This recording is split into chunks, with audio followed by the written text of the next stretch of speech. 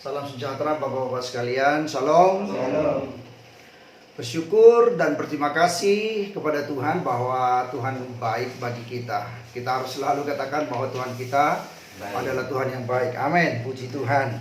Nah, hari ini kita akan belajar kehidupan orang percaya di masa gereja mula-mula, ya. Kita akan mengambil topik bahasan kita dari Kisah Para Rasul pasal yang keempat ayat 32 sampai 37, dan juga Kisah Rasul pasal yang kelima ayat 12 sampai dengan ayat yang ke-16. Nah, Bapak-bapak sekalian, biasanya saya pakai LCD, tapi biasanya juga Bapak-bapak selalu pakai handphone, ya. Baik, silakan. Jadi saya tidak pakai LCD hari ini, tapi Bapak-bapak silakan menggunakan Alkitab atau handphonenya atau tablet atau gadget atau apa saja istilah yang bisa dipakai dan yang Bapak punya semua. Kisah Rasul pada pasal yang keempat ayat 32 sampai 37, dan Kisah Rasul pasal yang kelima ayat 12 sampai dengan ayat yang ke-16. Ini topik kita dengan topik kehidupan orang percaya. Kehidupan orang percaya yang dimaksud adalah kehidupan orang percaya pada masa Kisah Rasul-Rasul. Nah, bagaimana nanti aplikasinya kita lihat, ya, dalam kehidupan kita sehari-hari. Yuk, kita akan melihat dan memperhatikan nas Alkitab ini. Ayat 32. Adapun kumpulan orang yang telah percaya itu, mereka sehati dan sejiwa, dan tidak seorang pun yang berkata bahwa sesuatu yang dari kepunyaannya adalah miliknya sendiri, tetapi segala sesuatu adalah kepunyaan mereka bersama. Bapak-bapak baca ayat 33. Dan dengan kuasa yang besar, rasul-rasul memberi kesaksian tentang kebangkitan Tuhan Yesus, dan mereka semua hidup dalam kasih karunia yang melimpah-limpah. Ayat 34, sebab tidak ada seorang pun yang berkekurangan di antara mereka, karena semua orang yang mempunyai tanah atau rumah menjual kepunyaannya itu, dan hasil penjualan itu mereka bawa. Selanjutnya, dan mereka letakkan di depan kaki rasul-rasul, lalu dibagi-bagikan kepada setiap orang sesuai dengan keperluannya. Demikian pula dengan Yusuf, yang oleh rasul-rasul disebut Barnabas, artinya anak penghiburan, seorang Lewi dari Siprus. Lanjutkan. Ia menjual tanah miliknya, lalu membawa uangnya itu dan diletakkannya di depan kaki rasul-rasul. Baik, puji Tuhan. Nah, sekarang kita lanjut dari Kisah Rasul pasal 5 ayat yang ke-12 mulai sampai dengan ayat yang ke-16. Kita juga membaca berganti-gantian. Ayat 12. Dan oleh rasul-rasul diadakan banyak tanda dan mujizat di antara orang banyak. Semua orang percaya selalu berkumpul di serambi Salomo dalam persekutuan yang erat. Ayat 13. Orang-orang lain tidak ada yang berani menggabungkan diri kepada mereka, namun mereka sangat dihormati orang banyak. Ayat 14. Dan makin lama makin bertambahlah jumlah orang yang percaya kepada Tuhan, baik laki-laki maupun perempuan. Lanjutkan. Bahkan mereka membawa orang-orang sakit keluar ke jalan-jalan dan memberikannya di atas malaikat dan bilang, supaya apabila lewat, setidaknya bayangannya mengenai salah seorang dari mereka. Ayat 16. Dan juga orang banyak dari kota-kota di sekitar Yerusalem datang berduyun-duyun, serta membawa orang-orang yang sakit dan orang-orang yang diganggu roh jahat, dan mereka semua disembuhkan. Katakan amin. Nah, bapak-bapak sekalian, inilah kehidupan gereja mula-mula. Orang-orang percaya pada masa rasul-rasul.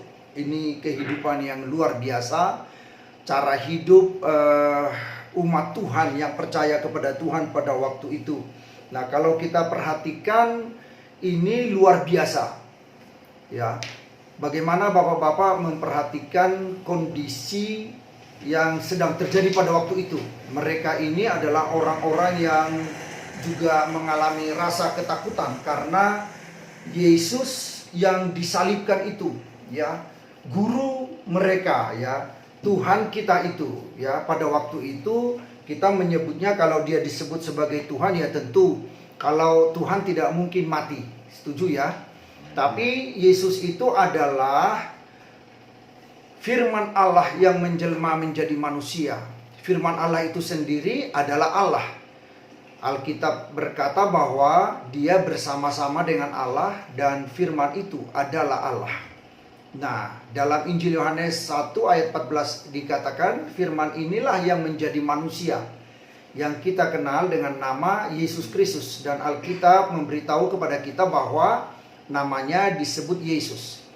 Kembali Kisah Rasul pada pasal yang keempat ayat 12 yang sudah kita pelajari di minggu-minggu yang lalu, bahwa tidak ada nama lain yang diberikan kepada manusia yang olehnya manusia dapat diselamatkan kecuali nama Yesus. Sebab di bawah kolong langit ini tidak ada nama lain yang manusia dapat diselamatkan. Sebab itu harus kita garis bawahi kata sebab, ya, yang olehnya manusia dapat diselamatkan kecuali nama Yesus. Nah, Bapak-bapak sekalian, sebanyak kita yang hadir pada saat ini, kalau kita baca ayat ini berulang-ulang, ini menakjubkan sekali loh. Menakjubkan bagaimana orang pada waktu itu di tengah-tengah sulit, ya, sulit karena dianiaya gitu ya, ditakut-takuti, diancam. Nah, mereka itu tidak boleh bercerita tentang Yesus, tidak boleh membawa nama Yesus, tidak boleh mengajar dalam nama Yesus. Ya, ini kan apa itu, menakutkan. Dan kalau mereka mengajar dalam nama Tuhan Yesus, maka mereka akan dianiaya, mereka dipenjara, mereka bahkan dihukum mati.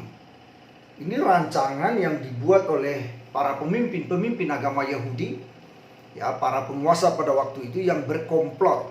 Maka di minggu yang lalu itu kita belajar bagaimana akhirnya mereka berdoa, bersungguh-sungguh berdoa, sehingga guncanglah tempat di mana mereka berdoa itu, ya, guncang, dan mereka mengalami gerakan yang baru dan penuhlah mereka dengan Roh Kudus.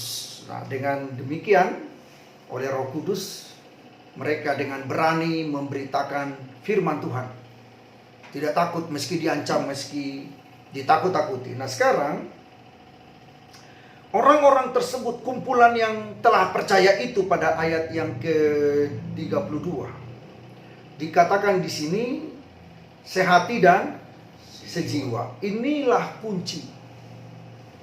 Ya, yang pertama yang kita pelajari adalah yang kita dapat dari sini. Inilah kunci. Mereka sehati dan sejiwa. Jadi kalau orang sehati sejiwa, kekuatannya dahsyat, luar biasa. Nah, kita kalaupun tidak banyak kelompok ini, kalau sehati dan sejiwa, itu akan mendapatkan kekuatan yang besar sekali. Ya, sebab Tuhan katakan kalau dua orang saja berdoa sepakat, apa saja yang mereka doakan, apa saja. Ya, apa saja di sini tentu yang baik ya Bapak-bapak, bukan yang tidak baik ya. Jangan sampai ada orang lalu menarik ayat itu ke yang negatif. Apa saja? Oh, kalau gitu ya kita merampok, kita berdoa lalu merampok. Ya, nanti dikabulkan oleh Tuhan. Ya, bukan begitu. Yang apa saja di sini adalah yang baik. Apa saja yang mereka doakan yang baik, yang berkenan sama Tuhan, maka doa mereka itu akan dikabulkan, diberikan oleh Tuhan. Nah, dua orang saja. Jadi kumpulan kita ini kalau terus sepakat, yang menjadi persoalan adalah kalau ada orang yang tidak sepakat masuk di kumpulan itu, mengacau. Nah, ini yang jadi masalah. Ya. Jadi bagaimana kumpulan-kumpulan orang-orang percaya pada masa kisah-kisah para rasul, ya, di masa kisah para rasul maksudku, kuncinya adalah sehati sejiwa. Tidak ada yang neko-neko, tidak ada yang bersilat kata, bermain-main ya dengan permainan-permainan kata ya. Sehingga orang ini saudara-saudara seolah-olah baik kelihatan dalam kata-kata tapi hatinya tidak baik. Ini jahat. Tuhan itu sudah diingatkan oleh Daud kepada Salomo bahwa Tuhan itu menyelidiki hati. Ya, kita sudah pelajari itu beberapa minggu yang lalu. Jadi dia tahu hati. Dia lihat wajah kita tidak menjadi pandangan menjadi patokan bagi Tuhan. Ya, tapi hati. Dia tahu niat. Apa yang menjadi niat kita. Nah, Bapak-bapak sekalian, itu yang penting kita koreksi. Lalu kita bangun niat yang baik, kita bangun hati yang baik, ya. Jadi ketika kita sudah mau bersepakat di situ, sama dengan ketika kita membentuk pengurus kaum bapak. Kalau tidak ada niat yang baik, ya, di dalam hati kita, wah pasti kacau. Hasilnya akan kacau. Sepakat nggak? Benar nggak, saudara-saudara? Ya, benar nggak, bapak-bapak? Iya. Itu yang menjadi persoalan. Jadi ketika gereja atau kumpulan orang yang percaya mula-mula itu, wah, ini diancam loh. Ya kan? Bagaimana mereka mendapat ancaman dengan keras. Ya, para pemimpin-pemimpin agama Yahudi minggu yang lalu sudah kita pelajari. Mereka diancam dengan keras. Tidak boleh berbicara dalam nama Yesus. Karena ada orang yang sudah sembuh. Telak sekali. Dengan nama Yesus.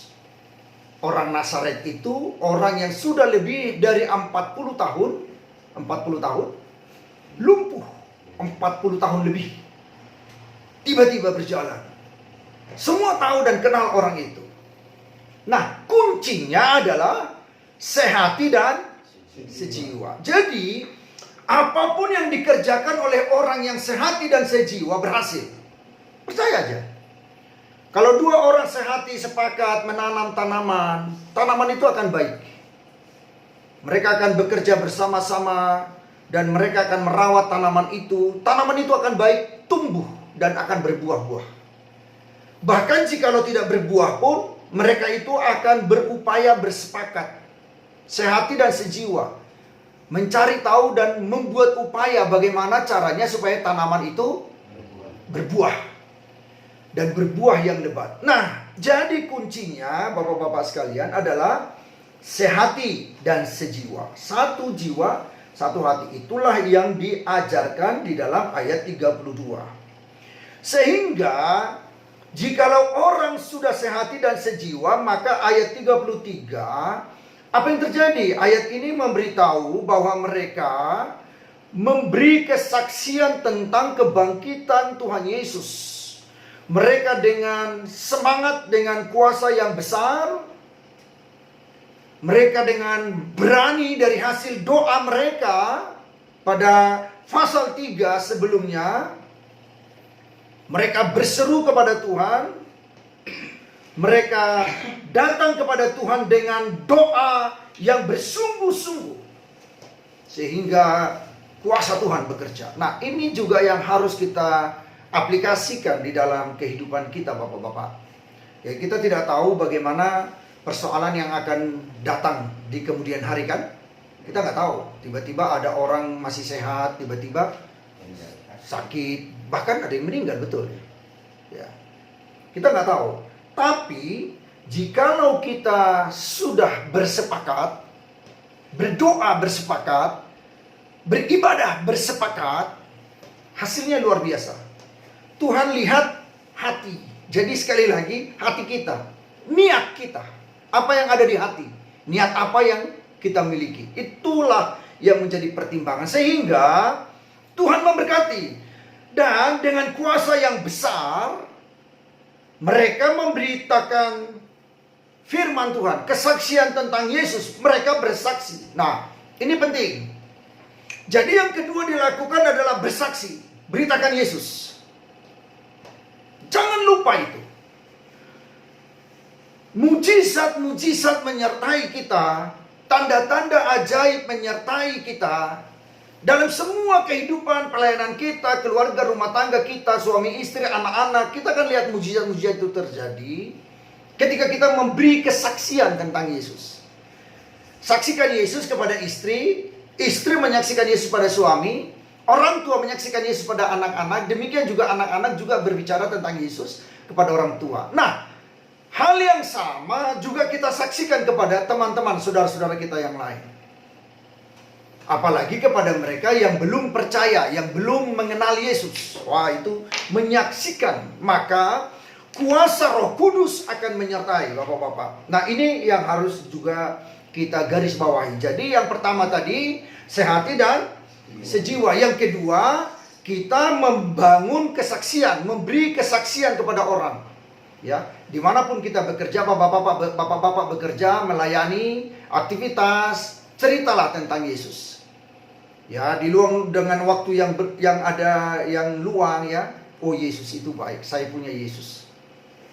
Bertemu dengan orang susah, ceritakan Yesus. Ya. Dari hasil kehidupan kita, orang akan melihat, oh, orang ini baik sekali gitu. Dan mungkin orang itu pun akan bertanya, Pak, kok Bapak bisa baik? Lalu dari situ kita langsung bercerita karena ada Yesus dalam kehidupan kita. Nah, jikalau dua ini sudah terjadi, maka ayat berikutnya, ayat 34 dari pasal 4 itu berkata bahwa mereka semua diberkati Tuhan. Sehingga dikatakan tidak ada seorang pun yang berkekurangan di antara mereka. Itu artinya apa? Mereka diberkati berlimpah-limpah. Wah, itu kata berlimpah-limpah. Diberkati berlimpah-limpah. Tidak ada kekurangan satu hal apapun. Nah, kalau dulu mereka umat-umat Tuhan yang percaya itu diberkati Tuhan berlimpah-limpah, sekarang bisa nggak Tuhan berkati kita juga berlimpah-limpah? Bisa. Kenapa tidak? Karena Tuhan yang kita sembah sama. Dahulu, sekarang, sampai selama-lamanya. Sama dia. Dia tidak berubah. Maka nyanyian kita itu yang berkata, Tuhan Yesus tidak berubah. Tidak berubah. Tidak berubah. Tuhan Yesus tidak berubah dan tak berubah selama-lamanya. Haleluya, haleluya, haleluya, haleluya, haleluya, haleluya, haleluya. Wah, Tuhan Yesus tidak berubah dan kasih-Nya tidak berubah. Tidak berubah. Lanjutkan. Dan kuasanya tidak berubah. Tidak berubah. Tidak berubah. Dan kuasanya tidak berubah. Tak berubah selama-lamanya. Haleluya, haleluya, haleluya. Oh, haleluya, haleluya, haleluya. Haleluya. Tepuk tangan yang meriah bagi Tuhan Yesus. Bapak-bapak sekalian, karena itu kalau dulu dia bisa berbuat kepada orang percaya, maka sekarang pun dia juga bisa berbuat. Kalau dulu dia bisa memberkati Abraham, maka sekarang pun dia bisa memberkati kita yang percaya kepada Tuhan. Amin. Sama seperti Abraham yang percaya diberkati, begitulah juga kita diberkati. Maka biarlah di antara kita diberkati Tuhan berlimpah-limpah. Semua juga yang mendengarkan khotbah ini lewat YouTube, diberkati Tuhan juga berlimpah-limpah. Ini penting bagi kita karena Tuhan yang kita sembah, Tuhan yang tidak pernah berubah. Nah, hanya ingat kita harus belajar dengan umat Tuhan pada kisah para rasul ini. Niat mereka, hati mereka. Selidikilah aku ya Tuhan. Ya, kalau kita bisa berkata sama seperti Mazmur berkata, selidikilah aku. Apakah aku masih tetap di dalam jalan Tuhan? Masih tetap dalam kehendak Tuhan atau tidak? Selidikilah aku. Nah, kita harus berani ngomong itu. Periksalah aku. Selidikilah aku. Nah, dengan demikian maka kita siap dikoreksi oleh Tuhan. Kalau kita salah, siap dikoreksi Tuhan. Amin. Siap. Jadi jangan marah, jangan mengeluh, jangan menggerutu. Oh ya, saya salah. Siap. Lalu kita memperbaiki diri. Nah, itulah sebabnya mereka diberkati berlimpah-limpah. Tidak ada seorang pun yang berkekurangan. Ya, saudara, ini orang yang berkenan kepada Tuhan, yang jujur, yang benar-benar membangun kepribadian, kerohanian, karakter sebagai seorang yang percaya di hadapan Tuhan. Jadi kalau masih ada yang neko-neko, nah itu yang bikin masalah. Ya, kita nanti setelah ayat ini kalau kita belajari ya bahwa di Alkitab itu ada orang yang mencoba-coba sok rohani, namanya Ananias dan Safira. Sok rohani, saya sebut sok rohani ya karena nas itu menceritakan perilaku dia. Nah, dia punya sebidang tanah. Lalu dengan niatnya itu dia jual, mereka bersama-sama suami istri menjual tanah itu dengan seharga apa yang mereka dapat. Lalu dengan niat mereka tadinya untuk menyerahkan semua dari hasil penjualan itu kepada Tuhan lewat rasul-rasul. Ya. Tapi pada akhirnya setelah mereka jual dan mereka pegang duitnya, mereka berdua ngomong, bagaimana nih uang? Mungkin cukup banyak. Bagaimana nih uang? Cukup banyak nih uang. Lalu akhirnya mereka bagi dua. Udahlah, setengah aja kita kasih. Lalu mereka bawa kepada Petrus. Pertama suaminya yang datang, bawa nih. Lalu Petrus bertanya. Petrus penuh dengan Roh Kudus. Roh Kudus memberitahu kepada Petrus. Nah, sekarang tanya dia. Pertanyaannya adalah, apakah hanya sejumlah itu uang dari hasil penjualan tanahmu itu? Jawab Ananias, ya betul, hanya segitu Tuhan. Wah, Roh Kudus beritahu kepada Petrus, katakan kepada dia, engkau mendustai Allah, bukan mendustai manusia. Nah, ketika dia dengar bahwa dia mendustai Allah, bahwa dia telah sadar memotong dari setengah itu, maka apa yang terjadi? Matilah dia seketika. Lalu orang-orang muda datang, dikafani dia, lalu dikubur. Setelah itu beberapa waktu berikutnya datang lagi istrinya, namanya Safira. Lalu Petrus bertanya lagi, Ibu, apakah memang betul hanya sebanyak ini dari hasil penjualan tanah itu? Istrinya yang sudah sepakat membohongi tadi, berdialog, berniat di rumah mereka, berkata, ya betul segitu. Wah, Roh Kudus melalui Petrus berkata, engkau mendustai Roh Kudus, sebab sebenarnya tanah itu bukankah milikmu? Sebelum kau jual juga itu milikmu kan? Bahkan sudah kau jual pun uang itu adalah milik di kepunyaanmu. Nah, sekarang kau yang berniat untuk menyerahkannya. Nah, kenapa kau potong? Lalu setelah kau potong, kau katakan hanya segitu. Ya. Kau mendustai Roh Kudus, sebab baru saja orang-orang menguburkan suamimu. Mereka belum pulang. Tiba-tiba datanglah orang-orang itu, mau masuk ke dalam tempat mereka. Tiba-tiba disitulah dia meninggal juga. Dikuburkanlah mereka. Jadi saudara-saudaraku, kita ini hari-hari ini masih dikasih Tuhan kesempatan untuk berubah, bertobat dari segala kelakuan sok-sok rohani, ya, sok-sok bisa, sok-sok pinter. Kita nggak perlu sok rohani, nggak, apa adanya, ya, tidak. Ya kalau memang tidak, memang kami potong Bapak. Kenapa kamu potong? Ya kasih tahu aja kenapa. Siapa tahu ada pengampunan. Saya kira pasti ada pengampunan, karena di dalam Yesus ada pengampunan gitu. Sebesar apapun dosa kita pasti diampuni oleh Tuhan kalau kita bertobat. Nah, karena itu saudara-saudara, kita harus belajar benar-benar dari Alkitab. Tidak hanya mengambil sepotong. Kalau sudah bicara tentang diberkati berlimpah-limpah, senang kita. Tapi kalau sudah dikatakan harus setia, wah sulit saudara. Berat gitu ya. Setia berat. Wah saudara, saya lihat di WA grup hampura, kadang saya melihat ini takut gak kita ini nulis sesuatu di itu, atau ngomong sesuatu atau apa. Jangankan nulis begitu ya. Kadang kalau kita itu ya, di dalam hati kita juga Tuhan sudah tahu kok. Niat kita udah Tuhan tahu. Nah karena itu mari kita bersungguh-sungguh mengikut Tuhan. Katakan amin. Mari belajar bersungguh-sungguh di situ. Nakut-nakuti bukan ngapain. Kita itu mau memuji Tuhan atau tidak memuji Tuhan, Tuhan itu tetap mulia. Ya, kita itu bersungguh-sungguh atau tidak bersungguh-sungguh memuji Tuhan, Tuhan itu tetap agung. Dia tetap Tuhan. Tidak mungkin dia jadi manusia. Ya, seperti kita ini manusia seperti ya, Yesus datang jadi manusia karena ingin menyelamatkan kita.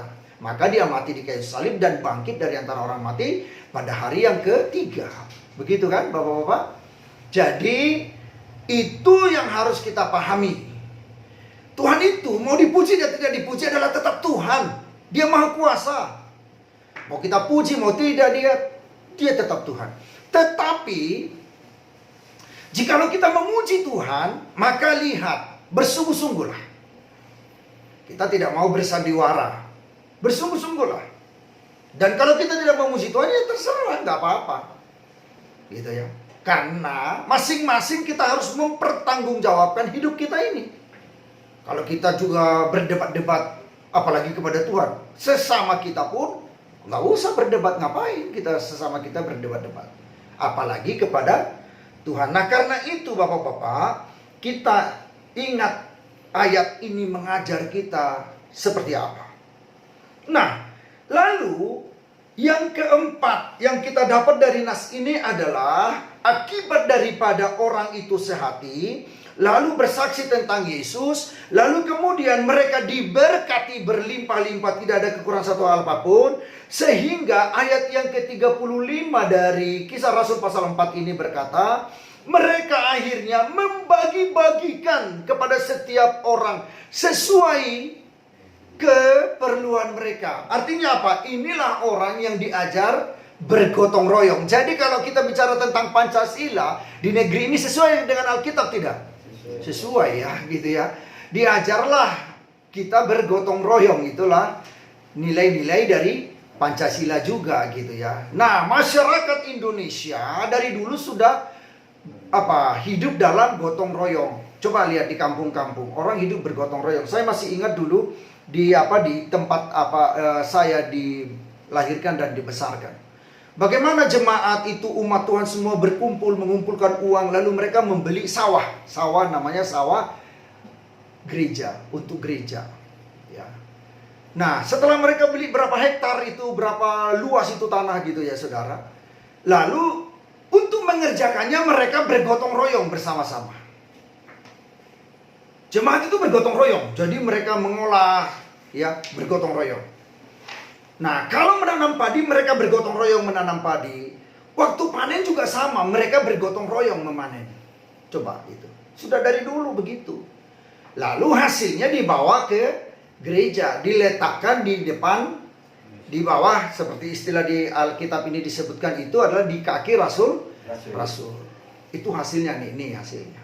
Lalu itu digunakan untuk penghidupan gembala di sana, ya, untuk hamba Tuhan dibagi ya untuk mereka yang membutuhkannya. Nah, itulah yang juga digarisbawahi di sini, diberitahu di sini. Nah, lalu mereka saling berbagi seorang dengan yang lainnya, berbagi. Wah, ini yang juga muncul akibat daripada orang percaya kepada Tuhan, muncullah niat yang baik.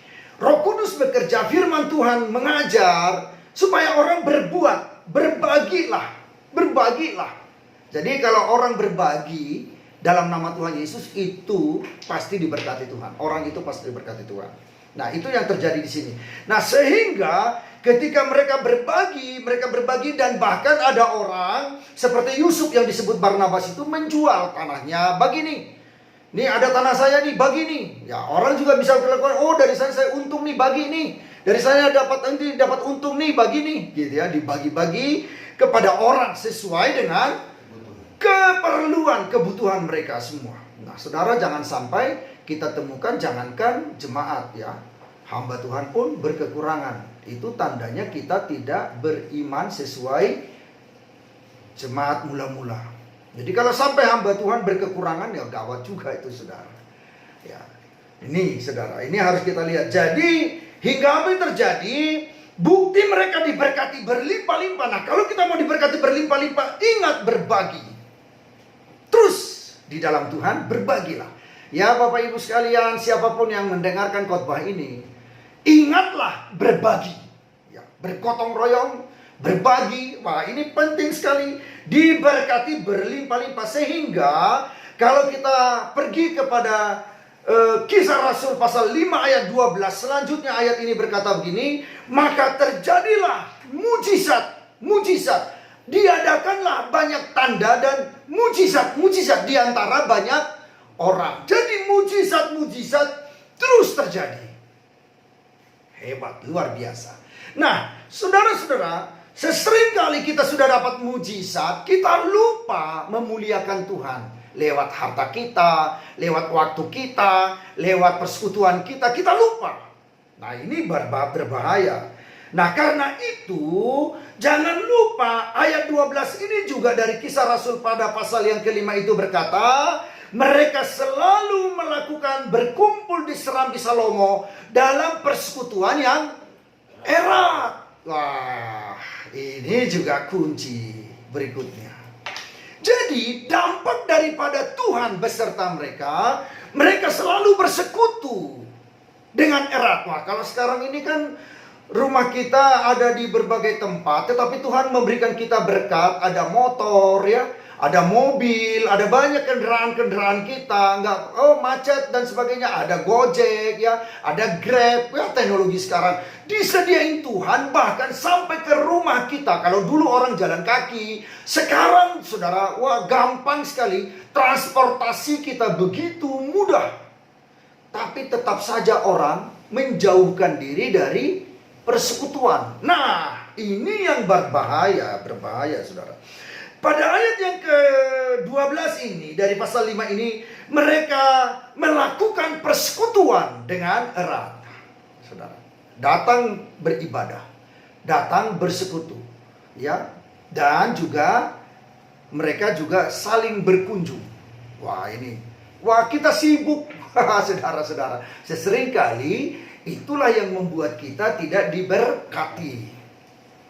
Ya, apa mereka tidak sibuk waktu itu? Sibuk, tapi mereka pintar berbagi waktu, membagi, ya, membuat skedul, membuat waktu itu supaya mereka membaginya, supaya mereka bisa bertemu, mereka bisa bersekutu, mereka bisa datang kepada Tuhan, sehingga mujizat dan tanda-tanda itu tadi diiringi terus dengan perbuatan yang nyata, menyenangkan hati Tuhan. Bersekutu seorang yang lain. Ada orang sudah terima mujizat, lupa sama Tuhan, gak mau ibadah. Sudah didoakan, gak mau ibadah. Nah, kacau saudara. Akhirnya nyalahin Tuhan lagi. Datang masalah, nyalahin lagi pendeta, nyalahin lagi hamba Tuhan, nyalahin lagi majelis, nyalahin lagi pengerja. Kacau saudara kalau sudah seperti itu. Jadi saudara, kalau kita merasa bahwa kita ini anak Tuhan, bersekutulah. Sediain waktumu bersekutu. Saya tahu kita sibuk, saya tahu kita perlu uang, saya tahu Tuhan lebih tahu daripada saya. Saya ini hamba Tuhan diberitahu, kita ini hamba Tuhan juga perlu uang. Tapi pintar-pintarlah, bijaksanalah bagi waktumu untuk Tuhan. Bersekutulah seorang akan yang lain. Nah, inilah ayatnya pada ayat 12. Sehingga di situ dikatakan pada ayat yang ke-12, setelah diadakan banyak tanda dan mujizat di antara orang banyak, semua orang percaya selalu berkumpul di Serambi Salomo dalam persekutuan yang erat. Ini yang harus kita contoh. Contoh tiru ini bapak-bapak, mari kita tiru saudara-saudaraku sekalian dimanapun kita berada. Nah, ayat yang ke-14, sehingga dikatakan di situ, dan makin lama makin bertambahlah jumlah orang yang percaya kepada Tuhan, baik laki-laki maupun perempuan. Petobat-petobat baru datang. Jadi kalau kita mau mengharapkan pertobatan-pertobatan orang, mari bangunlah hidup kita sesuai dengan firman Tuhan ini. Bangunlah iman, kerohanian kita sesuai dengan firman Tuhan ini. Sehingga jumlah mereka bertambah. Makin hari makin bertambah. Baik pria maupun wanita, bertambah-tambah. Ayo kita baca, ayat 14. Kisah Rasul pasal yang kelima ayat 14, 2, 2, 3. Dan makin lama makin bertambahlah jumlah orang yang percaya kepada Tuhan, baik laki-laki maupun perempuan. Jadi bertambah-tambah pria dan wanita. Wah, saudaraku yang dikasih oleh Tuhan, sehingga didengar oleh banyak orang, Tuhan itu baik, Tuhan itu ada, Tuhan itu nyata, saudara. Ya. Dengan demikian, hidup mereka menjadi kesaksian. Kesaksian bagi banyak orang, kesaksian bagi semua yang mendengar, yang mengetahui. Wah, ini luar biasa. Yesus yang mereka sembah luar biasa. Allah yang mereka tinggikan dan muliakan di dalam nama Yesus Kristus dahsyat dan luar biasa. Karena Roh Kudus bekerja. Sehingga mereka semua menjadi pelaku-pelaku firman Tuhan. Dan yang terakhir adalah ayat yang ke-15 dan 16. Bahkan mereka orang-orang membawa orang-orang sakit keluar ke jalan raya dan membaringkannya di atas balai-balai dan tilam, supaya apabila Petrus lewat, ya, setidak-tidaknya bayangannya mengenai salah seorang dari mereka yang sakit itu. Ya, ayat 16 kita baca yuk. Ini lanjutan dari ayat 15, 2, 2, 3. Dan juga orang banyak dari kota-kota di sekitar Yerusalem datang berduyun-duyun serta membawa orang-orang yang sakit dan orang-orang yang diganggu roh jahat, dan mereka semua disembuhkan. Saudara, sekarang ini orang kalau diganggu roh jahat dibawa kemana? Ke dukun katanya, saudara. Ya, dibawanya kemana? Ke dukun, bukan ke Tuhan, saudara. Orang sakit tidak dibawa ke Tuhan gitu. Kadang kita memang suka bawa ke dokter ya. Boleh ya, boleh gitu ya. Kan dokter juga perlu menganalisa, orang-orang medis juga perlu menganalisa.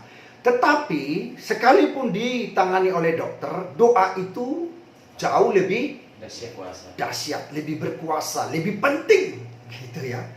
Jadi jangan sampai lupa, oh sudah di tangan dokter, tidak perlu berdoa. Karena bagaimana kalau dokter juga salah memberi obat? Wah, kacau lagi saudara. Masalah lagi saudara.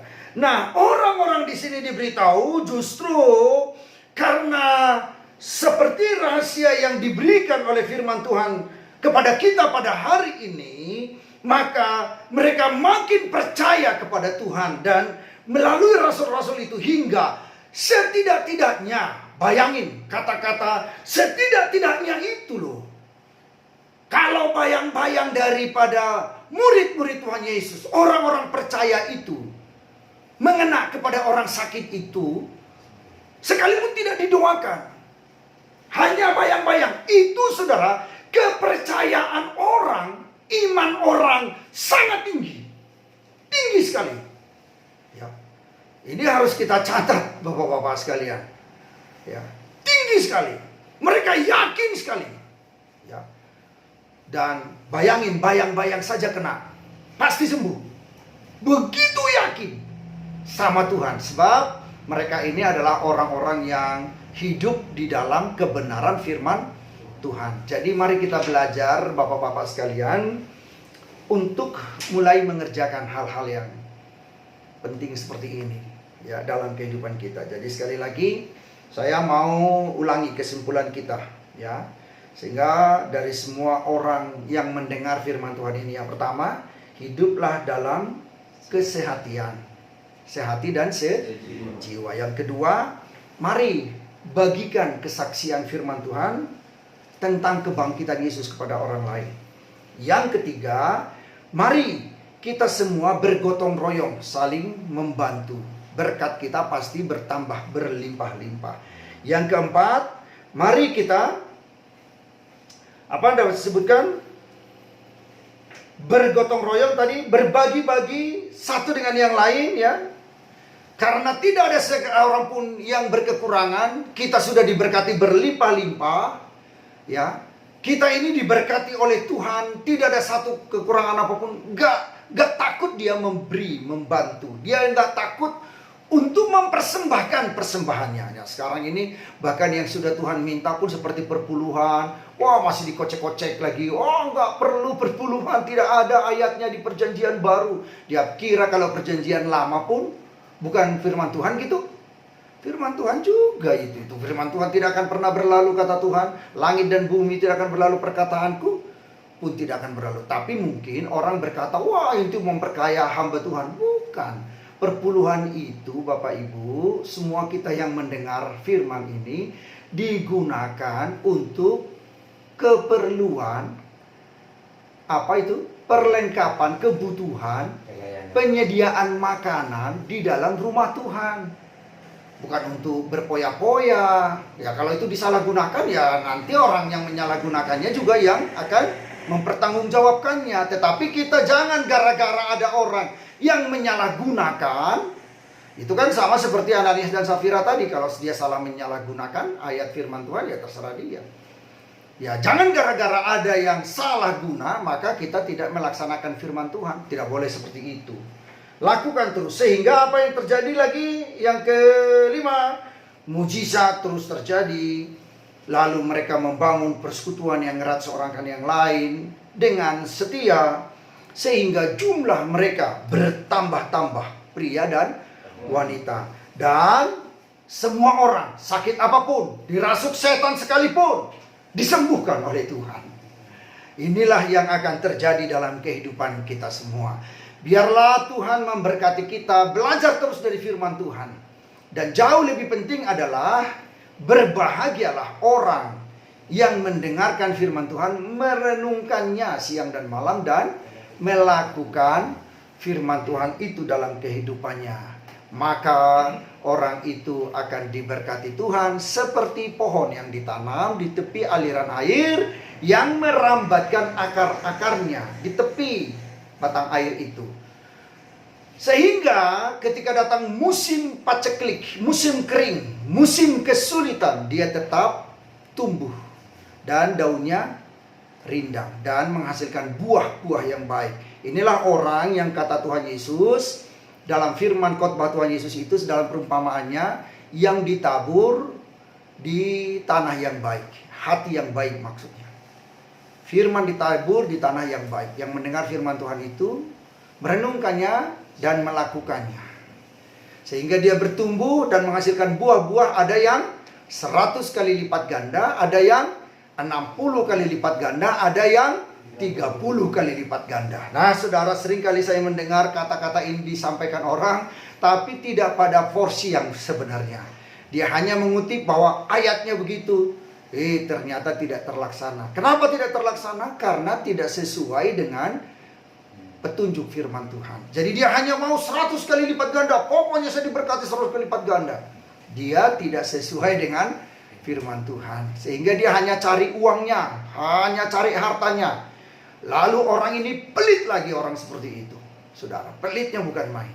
Wah, saudara-saudara, kita jauhi hati yang seperti itu. Biarlah kita semua semakin hari semakin baik dan diberkati Tuhan berlipat-lipat kali ganda. Rohani dan tubuh yang sehat dan jiwa raga kita semua diberkati Tuhan sampai kita masuk surga. Terpujilah Tuhan, Bapa yang disembah Abraham, Ishak dan Yakub, Tuhan yang kita kenal di dalam nama Tuhan Yesus Kristus, di dalam persekutuan Roh-Nya yang kudus. Bagi Dia kemuliaan sekarang sampai selama-lamanya. Semua kita katakan amin.